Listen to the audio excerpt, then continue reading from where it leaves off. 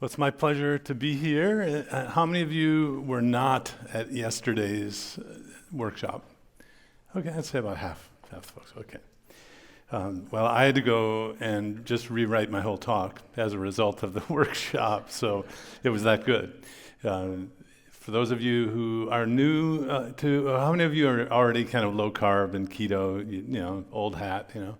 Anybody kind of new to this? Like, you know, you're kind of here curious, you're dragged here by your friends and Doug, can you remove her, please? That's a demonstration that this is not a cult. We're not going to have you removed. Okay. Doug, don't remove her. So I was given the task, or asked for, to talk about type 1 diabetes as part of a workshop and as a devoted day to it. So I thought, in the hope of maybe doing things that have worked in other areas and then avoiding the things that didn't work in other areas, and applying what we've learned for low carb and keto in general now to advancing what we know about type 1 diabetes. So I kind of have a metaphor here of this is the Grassroots organization of bottom-up change. If you're not aware of that, that's where a lot of things happen.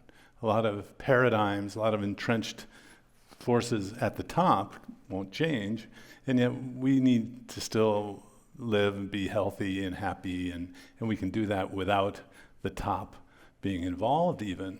That's kind of crazy coming from a doctor, right? But just to let you know about my background, I am an associate professor of medicine at Duke University in Durham, North Carolina. I direct myself and a nurse in the keto medicine clinic. It's this huge, vast operation with 2 rooms. We're getting used to a little, irony and sarcasm, and yet I've published over 50 peer-reviewed papers on low carb and keto, and the terminology has changed through the years. You might have heard of LCHF. So you go watch Serial Killers, 2 epic movies about heroic athletic activity done without eating carbs, and they use the term LCHF. It's okay. It's really kind of the same thing that we're talking about today. And so the term keto really came about based, on all these other forces like companies making products and junk keto foods, things like that. So I've seen it change from Atkins induction to keto today. I got roped into the leadership of the Obesity Medicine Association, which is the largest group of physicians who treat obesity in the world. And they used to be, they still are medication focused, pretty much. So the SMHP is a place where you don't have to be a physician. And I think the real way to solve our epidemic is to train people to do this, kind of like relief workers. You don't need to be a physician know how to do surgery to go in and tell someone not to eat carbs. So I have how many of you are coaches and have gone through programs? I mean, I think this is really, you're going to be the ones to really make the change. Well, maybe not. At the end of the talk, you tell me. I'm co-founder of Adapt Your Life and Adapt Your Life Academy. I'm going to talk a little bit about the company, but also talk about other chances similarly. I'm an author and do hardly get any book royalties. Don't quit your day job and write books. It just doesn't, unless it's massively popular. It's not a great way to make money, but that's still one of the disclosures I want to make. So the grassroots movement for obesity and type 2 diabetes, for keto, low carb, LCHF, Atkins induction. Does anyone remember protein power? I mean, I didn't even say keto, and it was a keto approach. So all of these things have been around a while, and when I got into this, and every doctor comes to this like they're the only ones that ever have thought about this, okay? So just be ready for that. I thought I was the only one that ever thought about this back in 1998, when 2 of my patients lost over 50 pounds on their own without me. I thought, what gall is this? But you know, it was the VA. They were all Vietnam vets at the time, pretty much. And so I asked this man, and I said, "What'd you do? You lost all this weight?" He said, "All I did is eat steak and eggs." And you know, I'm sure I jumped out of the chair. Now someone comes in, I'm eating steak and eggs. I go, "Oh boy, you're doing carnivore-ish, you know. Depends which version, right?" Okay, some of you know about that. So these patients were doing great. I went to the bookstore, and you know, there was a Ornish book, you know, the low-fat thing, and I called, and I said, "Can I go visit your clinic?" Well, they didn't have a clinic. So my first, well, not all doctors with books and websites and YouTube channels and they don't all have clinics. It was Dr. Atkins who had a clinic, 1998. So I went to visit. And yes, you can laugh. I had hair, it wasn't gray. And that's me on the far right in a old Polaroid camera that was used to take a picture in the basement of the Atkins Center. At the end of Dr. Atkins' career as a grassroots practitioner, he had a 4-story Midtown Manhattan clinic and was seeing patients all over and selling products and nutritional supplements. And the doctors where I worked at Duke said, he's in it for the money. He's just a quack, you know. I said, well, maybe I should go take a look. It was Dr. Atkins who actually said, "Why don't you come visit the office?" And that's what I do today. It gets higher every year.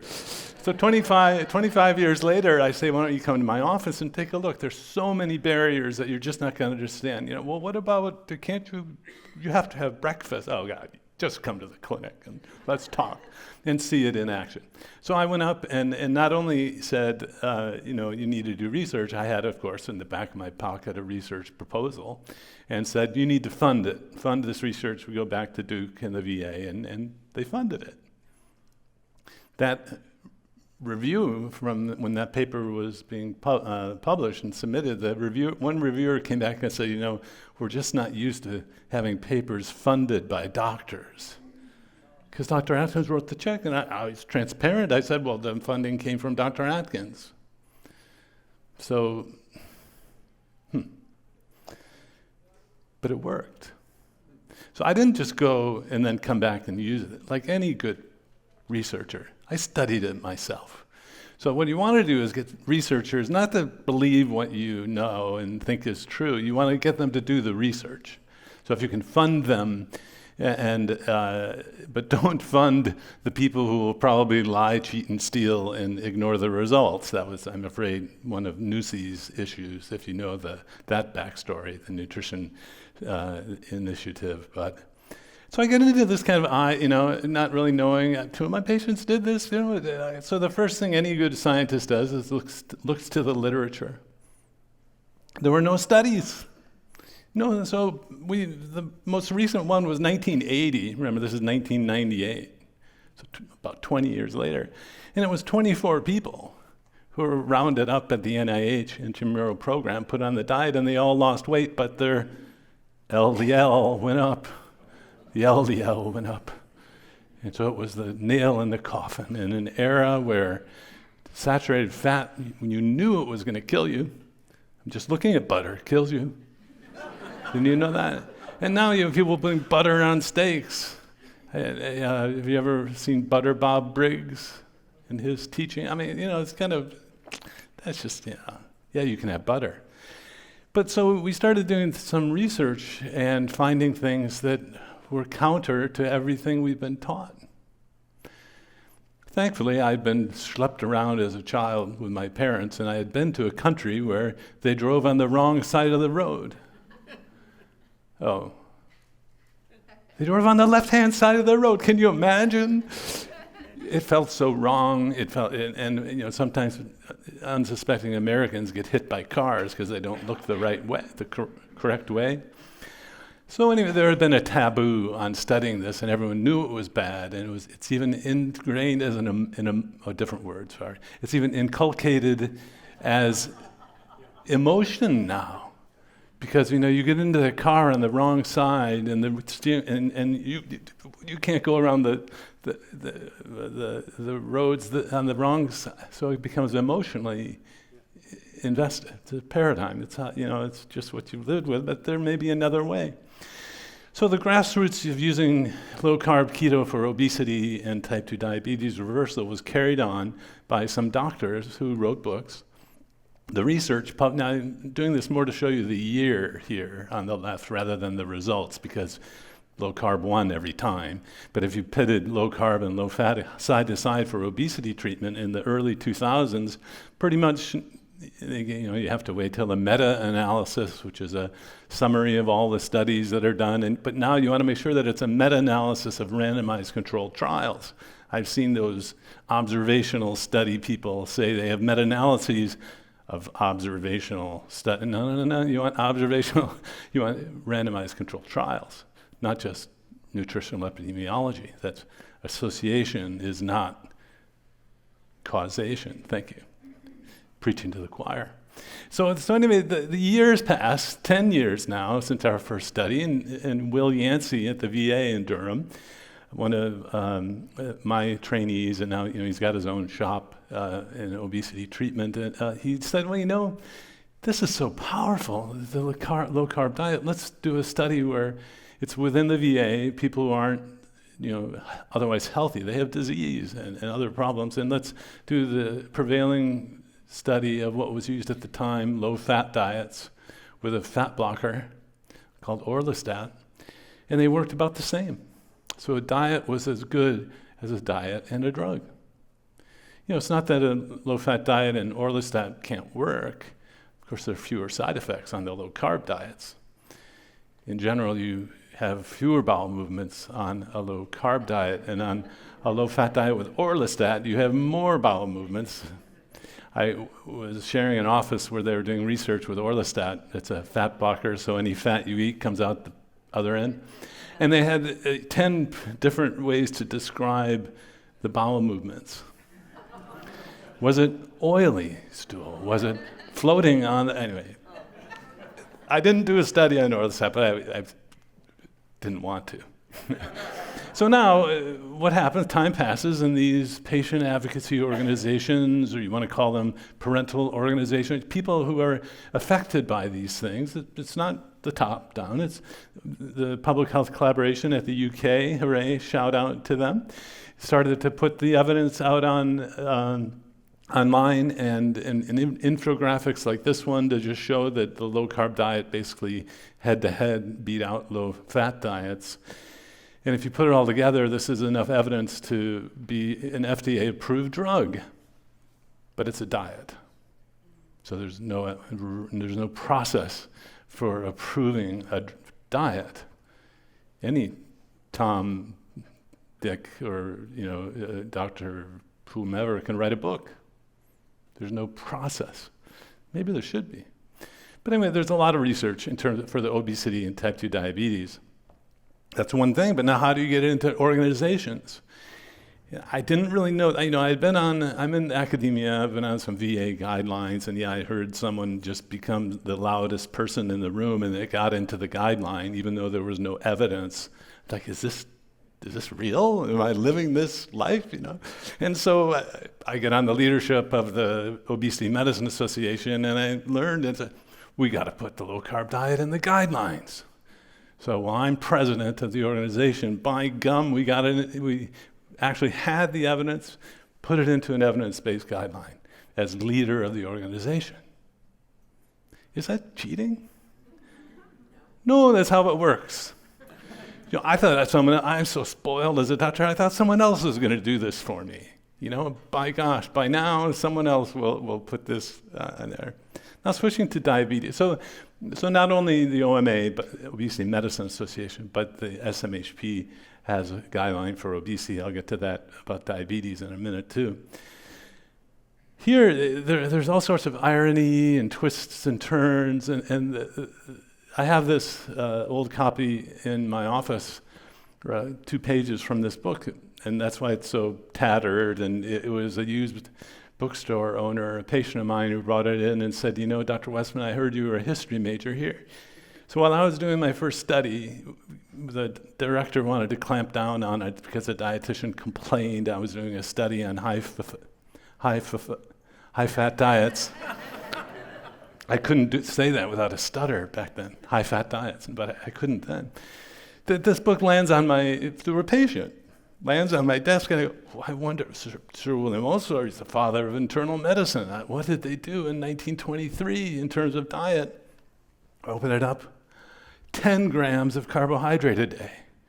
I was giving people 20. I'm glad you can laugh at that. In a dietitian audience, they gasp at how low that is.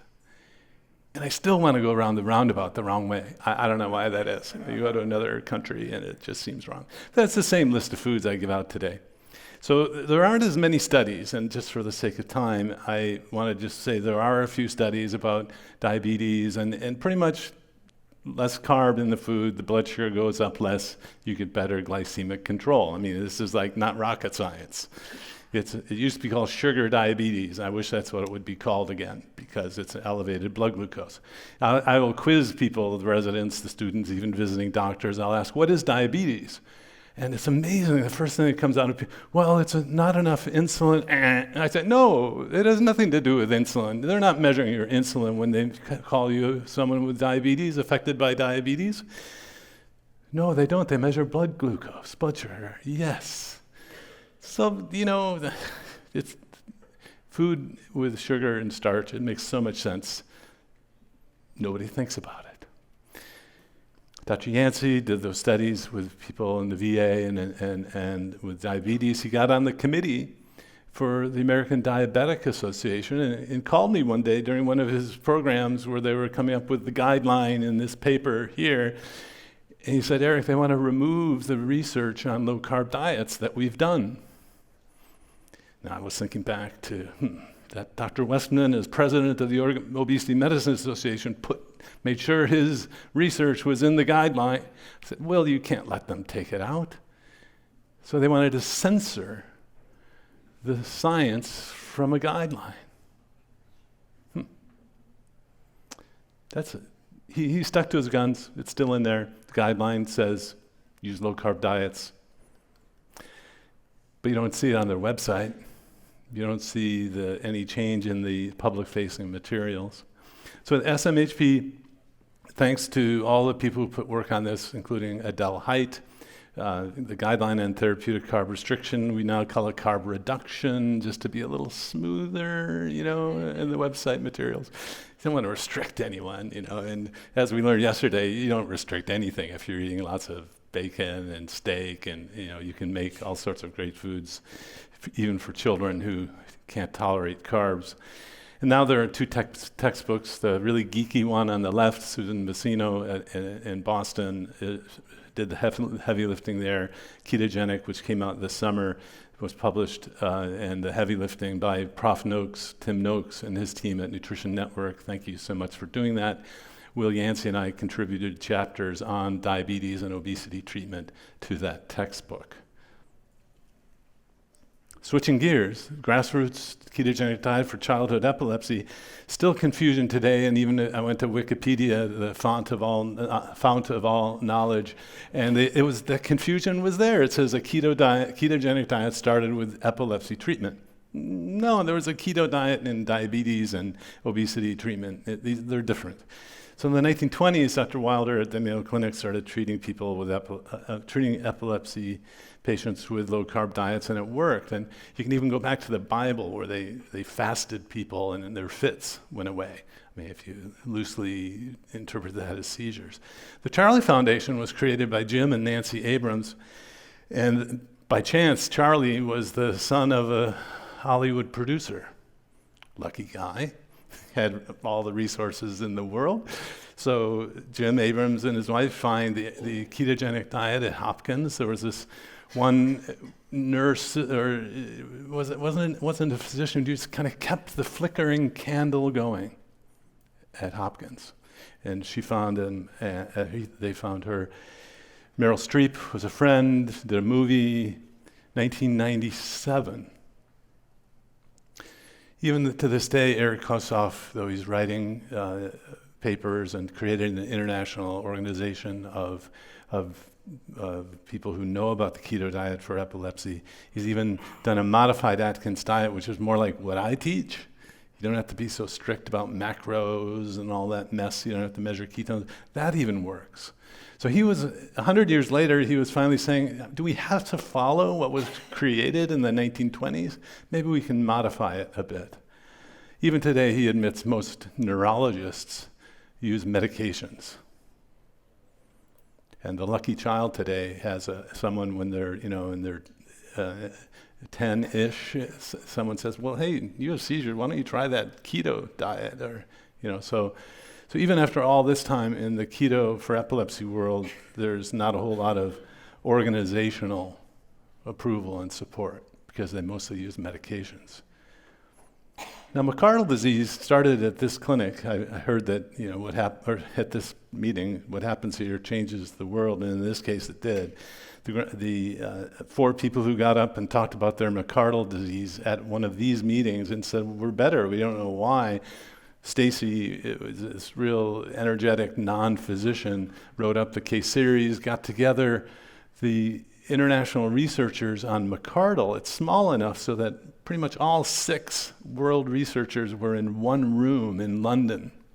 So one strategy is to get the researchers together, fund them to get together, thank you for funding this meeting. It's sad that we have to do GoFundMes and ask, for the pennies with our hats, but we're not out there with all the money yet.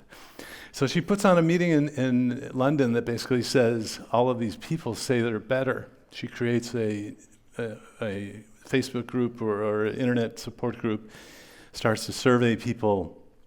And the latest is that, and this is what researchers will do. They say, oh, well, that keto diet helps McArdle. I wonder, what if we gave ketones and not change the diet? Because, it's so hard to change the diet. So the simple thing was, well, let's just give ketones. Well, it didn't work.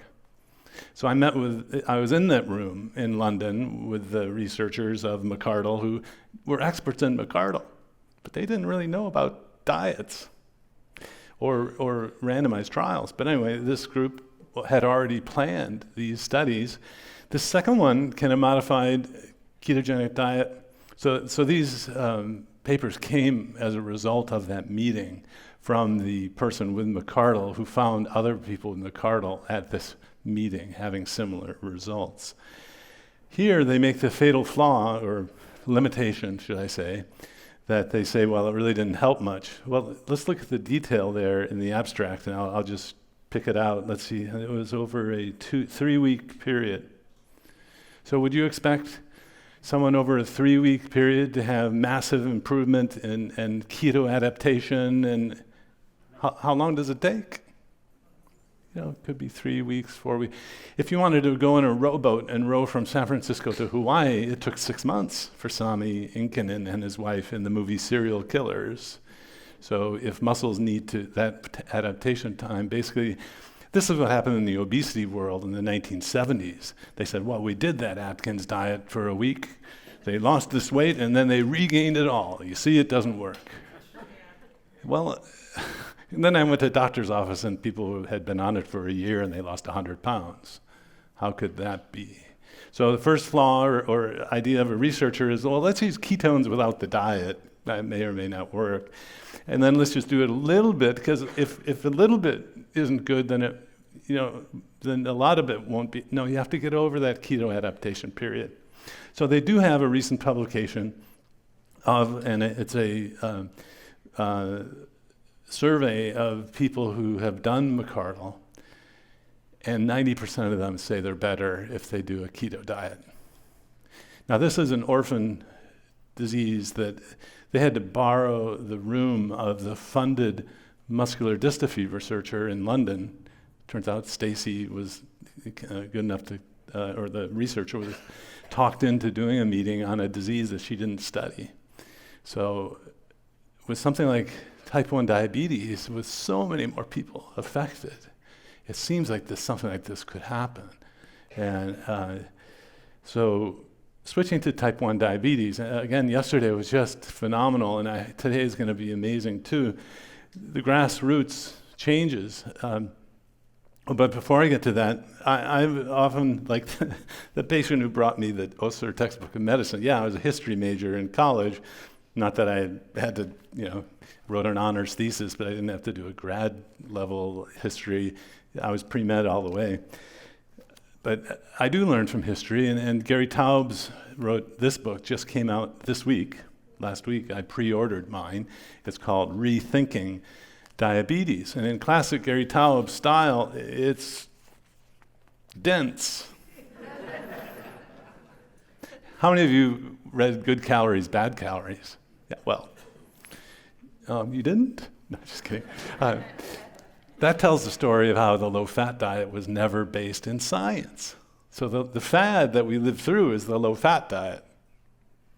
Even though people out there say the low-carb diet's the fad, the low-carb diet's the one that's never gone away. So the history, Belinda Lennerz, first author on this paper. Thank you for putting this together.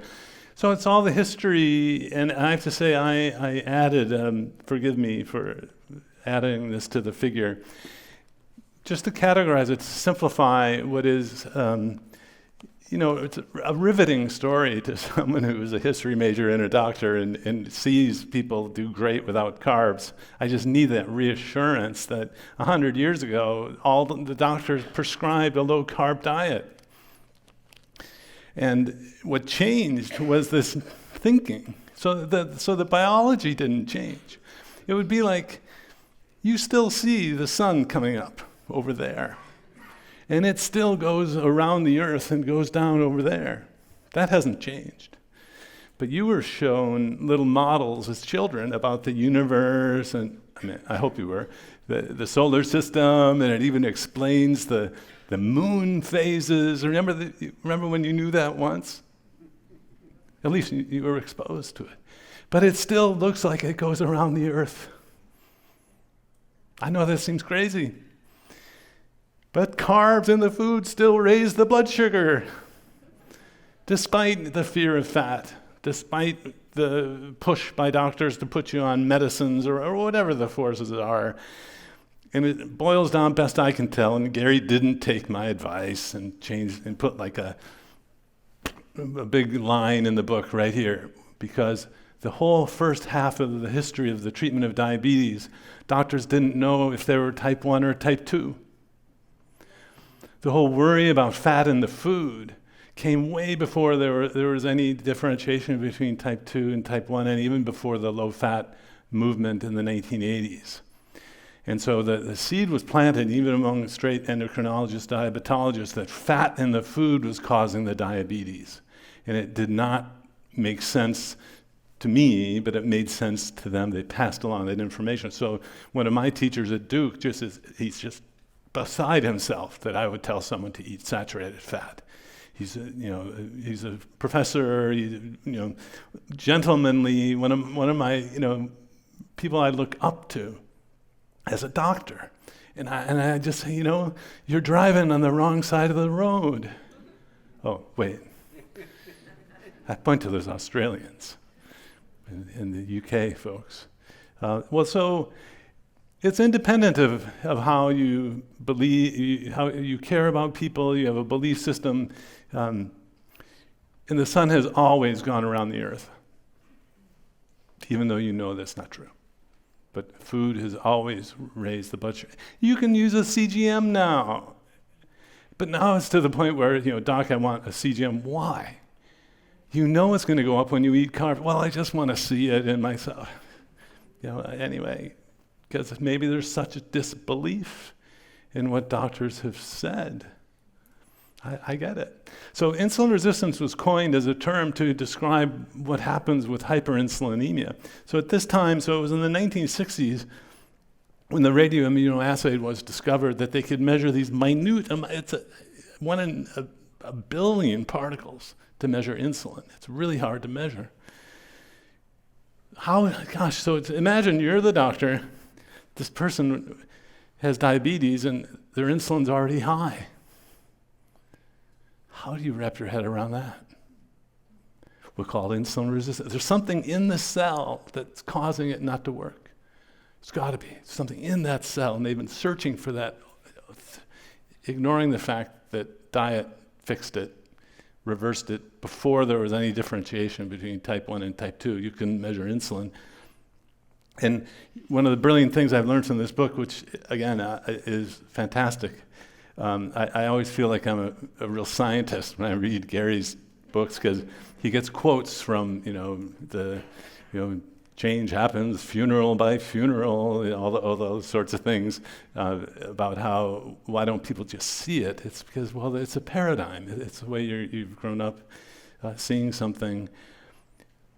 If insulin had been available to measure, and you were starting out without any preconceived bias, endocrinology would measure a hormone, and if the hormone's low, you would give it to put it into the normal range.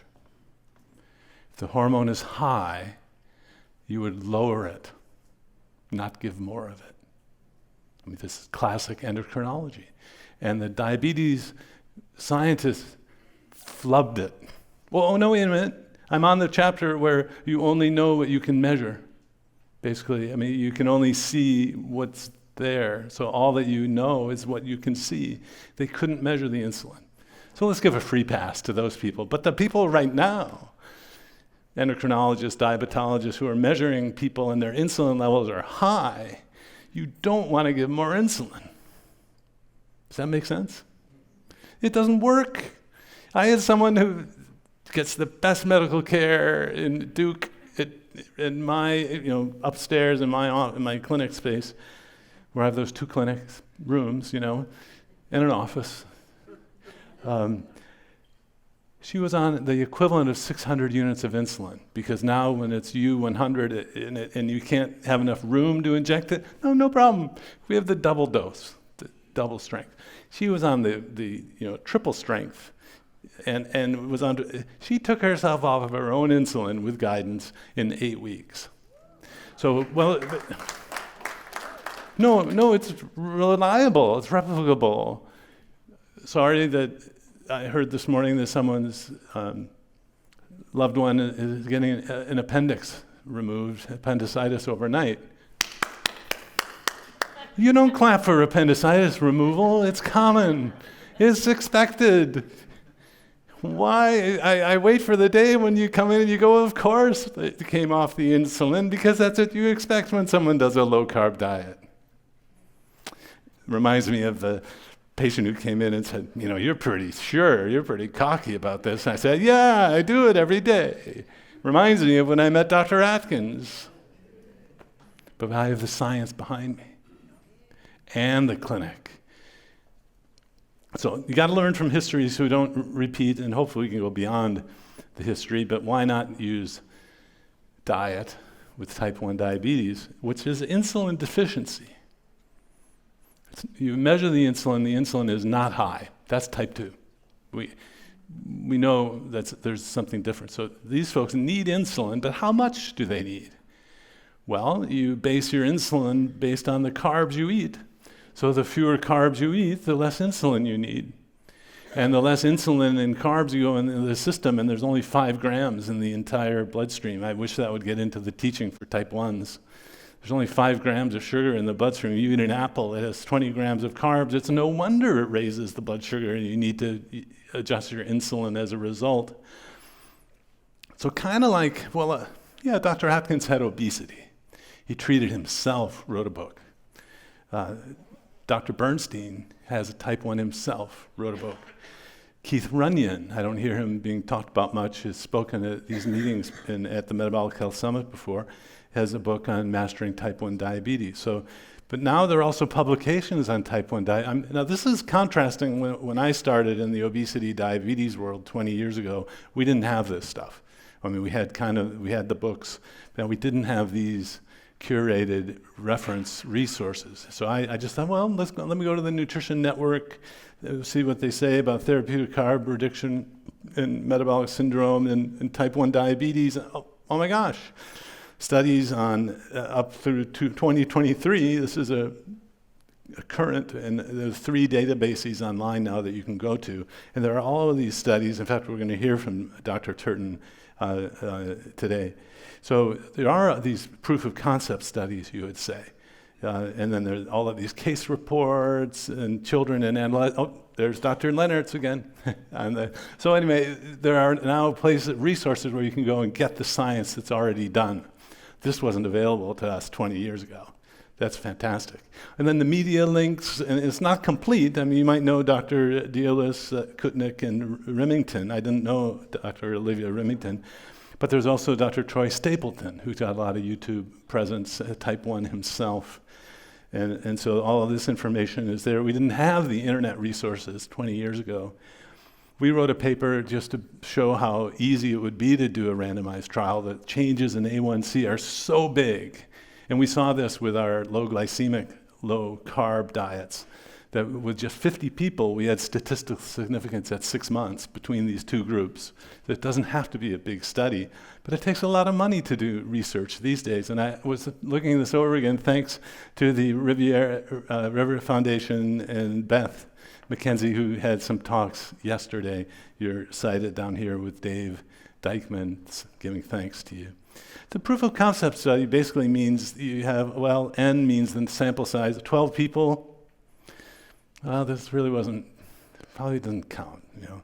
Second one, we'll hopefully hear an update, 16 people in a single-arm clinical trial. Well, this is a pretty good one. It seemed like the methodology there could be replicated again, and it was a pilot study going towards something new or something else. But meanwhile, while the studies are being done, the Facebook group surveys, I think, are an effective way to effect change.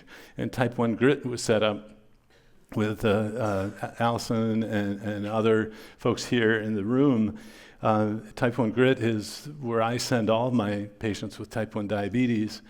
They surveyed their folks, and actually was done twice with laboratory validation of the self-reported A1C drop, so it wasn't just taking people's word for it. So doctors, have you noticed, sometimes I wonder if endocrinologists are particularly bad. They don't really believe you. Doctors, you know, especially in the weight loss world, you know, the doctor will say, just go home, eat a low-fat diet, and they come back, I did it, I gained weight. Well, you just didn't do it well enough, right? Doctors are kind of skeptical, and so we anticipated that if we published a study showing self-reported A1C reduction, the doctors wouldn't believe it. Of course, why would someone lie about that? So the Harvard group ponied up some money to validate the A1Cs, called the doctors directly, and that's why the tables are kind of a bit large, because they have the self-report and then the validated A1C, and of course it was very similar. So you can get almost normal blood glucoses even with type 1 diabetes by lowering your carbs. That's the Type 1 Grit Facebook group method based on Dr. Richard Bernstein. The critiques I've heard of this is that, my patients wouldn't do that. So it's self-selected, it's people, superhumans can only do it, and so you have to be sensitive to that. I mean, but the rebuttal in the journal was really egregious, because the doctor just said, you know, drugs are the way to do it, and this is just a Facebook group. You know, come on, that's trying to stamp out the grassroots that won't be stamped out. There's a patient advocacy organization called Let Me Be 83, which is based on Dr. Bernstein's idea that the perfect blood glucose all day long is 83. I didn't have the heart to tell him that it was based on a study of people who eat carbs. That's kind of an inside joke. But I don't know that you have to be 83, just saying. But it's a great resource until there's a cure, there's a solution. You go to the website, there's information that you can get. There's a wonderful documentary film called The Diabetes Solution. I watched it this morning. It's an hour long. Just word of warning, I learned, or not. I mean, I learned from Dr. Atkins that if you bashed other doctors, it didn't help you among other doctors. And you read the old Atkins books, the nutrition was fantastic. The doctor bashing was a little off-putting to me. Again, if you want to change organizations, don't tell them that they're messing up. But doctors work hard. And if you go in and say what you do doesn't work, you're not going to make friends, unless you solve it, give them a tool to do it. So people work hard. They're pulling people out of the river, and at the end of the day, they feel like doctors, even though they're not doing the right thing, the best thing, the thing that can actually reverse diabetes. So my one critique, and remember, I'm a critic, I'm a reviewer, no doctor bashing, please. If you want to change the organizations. So in this film, it has a little like, all doctors and the companies and the government collusion, but that might be persuasive at the grassroots level, I don't know. But I would love to see this watched by, say, a focus group of 10 endocrinologists to get their feedback. Because you're telling them that they're doing the wrong thing. Dave Dykman, son of R.D. Dykman, wrote a course for Adapt Your Life Academy. I'm founder of that academy. I thought, how can I help get this information out? This is a deep dive. I asked a rocket scientist and a psychology wife and 2 super smart children to put a course together. In 6 months, it was done. We just sent we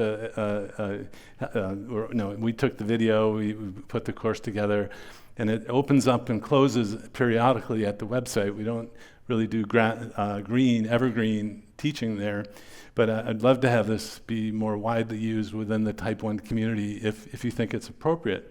But kind of like Dr. Bernstein's method, it's tough. Dr. Bernstein's tough. R.D. Dykman's tough.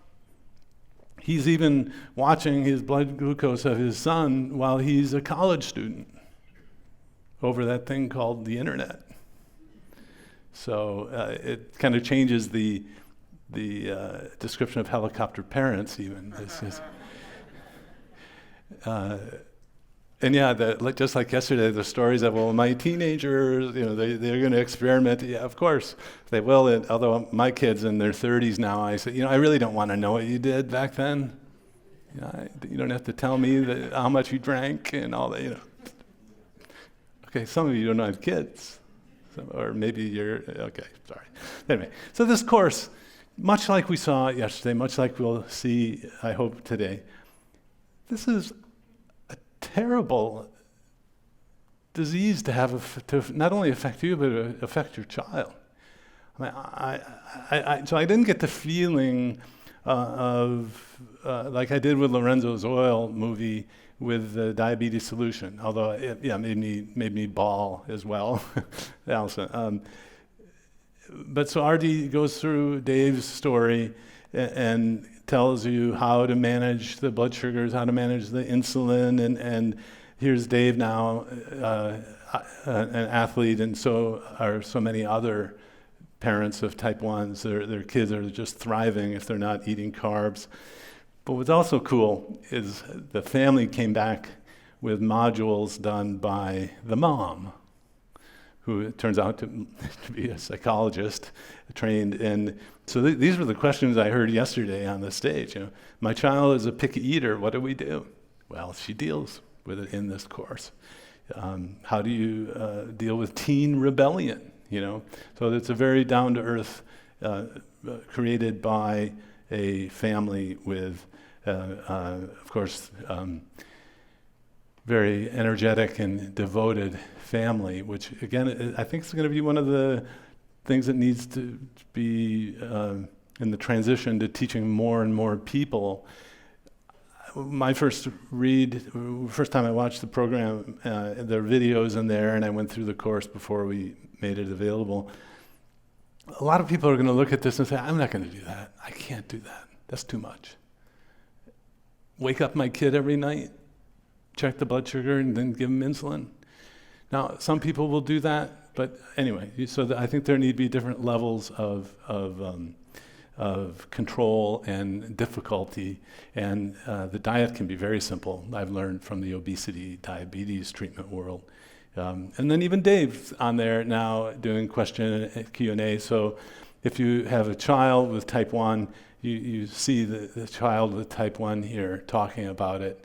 If you're the mom, you're the dad of the type 1, you're talking to, albeit very educated and motivated parents who've solved the problem based on Dick Bernstein's method. And so that's our type 1 diabetes offering at Adapt Your Life Academy. Wrapping up.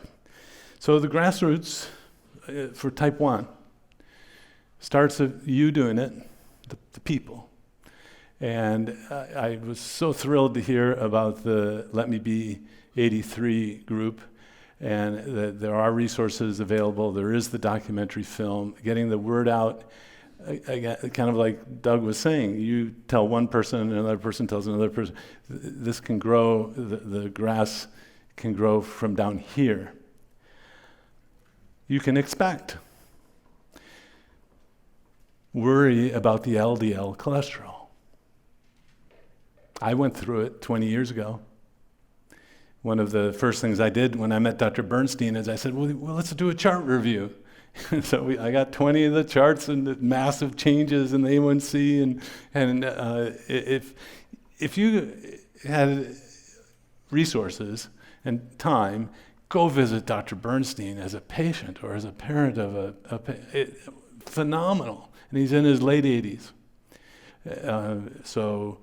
Anyway, he lives outside of New York City, Mamaroneck. It's just a flight into LaGuardia, ride out to Mamaroneck. Don't worry about the LDL. And there's now a lot of evidence that it's really something called metabolic syndrome. It's the triglyceride and HDL in the blood. And sometimes they're at odds. Sometimes the LDL can go up a lot, but the triglyceride HDL pretty much always looks good. And there's a study that just was, preliminary results were released in December by Dr. Budoff, B-U-D-O-F-F. It's the lean mass hyperresponder study baseline results. Phenomenal video to watch, you can watch our reviews of it on our YouTube channels. Just about all the keto folks have done a review of that. The study is not done by any means, but it's an early look at what can happen when these people have really high LDLs. Now, if you haven't started a low-carb diet, or if you're halfway through your journey, most people's cholesterol levels actually all look good across the board. Remember those 2 patients I met at the VA, first thing I did is I checked their cholesterol level. And it was a stroke of fate and chance, because actually, if one of them had been a lean mass hyperresponder, that kind of result, I wouldn't have studied this. But statistics and chance and dice, and 2/3 of the time, it gets better. And so rolling the dice twice, very likely you might get 2/3 having a good response or what we think is a good response in the cholesterol. Don't worry about the LDL. Expect confusion about what keto is. Even low carb, high fat, even LCHF, even Atkins, even all this. I joke, just tell them you're doing the Mediterranean diet. Gauge the emotional response, and then the subsequent follow-up. Oh, well, that's good. And they go on with their life. They don't say, well, are you giving them the Mediterranean oils? And no, it's just the word of the day that kind of says, well, that's okay. But teach a simple version of the diet, and I can see this being a problem as you roll out type 1 teaching from, almost like Dr. Bernstein is like Moses taking the tablets down from God, and now we have churches and pastors and priests and rabbis who kind of say, well, not everyone can be perfect, progress, not perfection, and so keep it simple. I'm wrapping up on this slide. The standard treatment of diabetes, type 1 and 2, was a very low-carb diet until the middle of the 20th century, and doctors didn't know the difference. So a lot of the routines were entrenched before it was known that there was such a thing as high insulin level in the blood. And the treatment focus was taken away from nutrition and placed on measurement of the blood and giving insulin and all that. The proof of concept studies for the grassroots of type 1 diabetes are there. And just a word of a caution, keep the intervention as simple as you can. But because the effect is so strong, these randomized trials don't have to be large. They don't have to be expensive to do. At the same time, so I still think it's important to do research. If you're going to want to change the view from the top and guidelines, and even to get more doctors involved to help more people, you don't have to wait for that. We can also work toward organizational standard practice endorsements and guidelines. But as history researchers may have to get on guideline panels, and often that's not comfortable. A lot of researchers don't like confrontation, and guideline panels can often be confrontational. Expect non-endorsement or even antagonism from organizations focused on medication only, but don't be distracted by them. Think about it. If an organization is based on a low-fat diet, the Church of Low Fat, it will always endorse low-fat diets, not low-carb diets. The Baptist Church isn't going to change to Catholic Church, right? If an organization was based on medication treatment of cholesterol, the National Lipid Association, for example, and all of the doctors who are trained through that organization, one of my teachers was one of the people who started that organization. It will probably never endorse dietary treatment. It's based on medication treatment. Finally, don't be discouraged. Like Dr. Atkins and Jackie Eberstein, who I need to just thank again, who worked with Dr. Atkins for 30 years, has helped me over the last couple decades. And she said, we got up every day and went to work and everyone was getting better. We had no idea, we had no awareness and didn't feel like they were in a fishbowl hurting people, because they weren't. So feel good that you're helping people along the way, even while other people are not quite sure of it. And that's really what keeps me going every day at Duke. And yet people come in worried about all of this and worried about that. And I still look in the sun. Dang it, it goes around the earth. Look, just look. Okay, that's kind of sarcasm and irony. You're supposed to laugh a little bit. The earth goes around the sun, but it sure looks like it doesn't, right? Thank you. And I hope the grass will grow and end up to be this wonderful, beautiful lawn. Credit to the sod father who's here. Thank you so much.